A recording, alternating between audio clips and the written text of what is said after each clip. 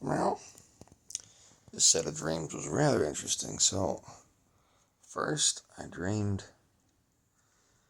I was on the set of Red Dwarf, but I don't know if it was a set or if it was supposed to be like some happy epilogue for the crew of the Dwarf. I was walking with old Dave Lister as he was heading into the set. No, it was the set.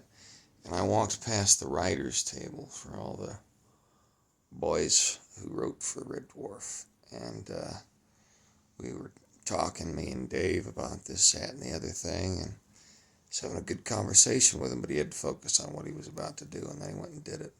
And then it turns out somehow Mars had been terraformed in the future. And there was a colony there of several thousand people, maybe several 100,000, maybe a few million. And I was still a comedian, but somehow I had gotten up there from Earth, and there were these big bushes, like a bush size, the same kind of bush on Earth that would be, a shrubbery, was it was the size of a football field on Mars. And the degenerates would get high off this bush because they would break off a chunk, but the bush was alive and looked like a baby owl. And they would roll it up in a tube and smoke it alive, kind of like the Harkonnens would crush that little critter in a juice box in Dune. But I saw somebody, I don't know if it was me or somebody else, I really don't, rolled one of these weird little owl baby looking things up in a tube, and he couldn't smoke it because it had such cute little eyes, which was weird. But he had a big fat bruiser buddy, and I think his bruiser buddy could. I don't know if that was the case or I was imagining a scenario for a story. And then I was traveling across the red planet and seeing the sights, and I was scared because I was like, man, I can't breathe the air here. And it was cold and desolate, and I'd seen all I needed to see, and so it was time to come back and find my spaceship and go back to Earth. But at that point, some weird group of travelers came by on like a trawler that was like the equivalent of a Martian bus, and everything was outdoors. And they let me jump on for a ride, which was good because I've been walking for a long time. And I started talking to this gal, and she wanted me to teach her how to sing or something. And I was like, well, whatever. And so we're talking about it. And then we ended up at this restaurant. It was an Italian restaurant. And I was telling her how I was a comedian. And I had performed at that restaurant. And they had a poster of me on the board. And I showed her, and she was duly impressed. And then right as we got into the restaurant, I don't know what happened, but apparently I had to go, and I just left her there. I don't know why. That was kind of not a nice, cool thing to do. And I had spent like $35 there already. I know because I'd written it down on my hand. That's my redneck checkbook, I write down my expenses on my hand. And I went to meet somebody, and then somehow I ended up at that same restaurant again with a different gal.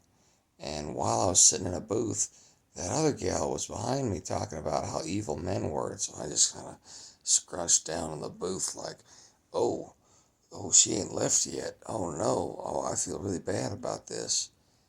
And then my brain just went into the logistics of what was going on Mars. How many people were there? How did I get there? And it's a pretty interesting little dream there. And again, yesterday, I did nothing. The family was here, nothing to do with Mars or sci-fi. The family was here. I did a bunch of content writing. I didn't watch any of my usual Alex Jones.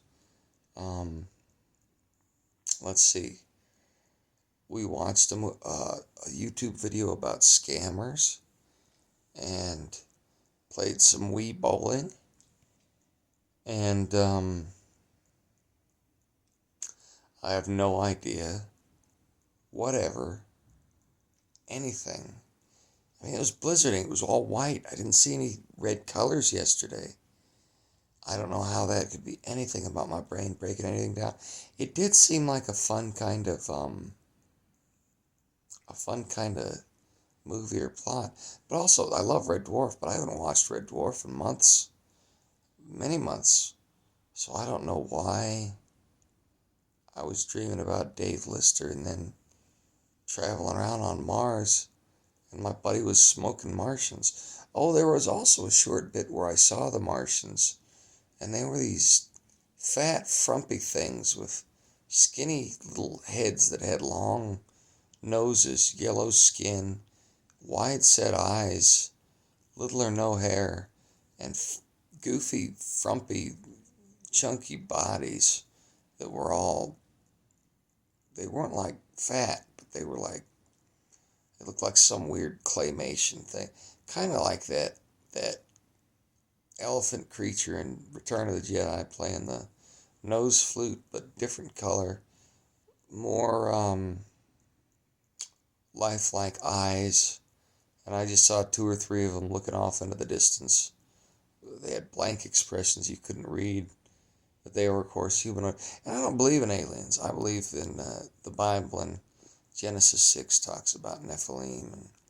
And so the closest thing I believe are demons masquerading as aliens through the lie of evolutionary ideology, which is itself a Luciferian inversion of mystery religion rebranded for a modern generation to keep people from even thinking about God. And now that that's being disproven, the multiverse theory is coming out, and that'll be disproven too, because all it does is pass the buck like realianism does. So that's all just shenanigans, but I have no idea what gave me that dream. Again, that's why I record these things.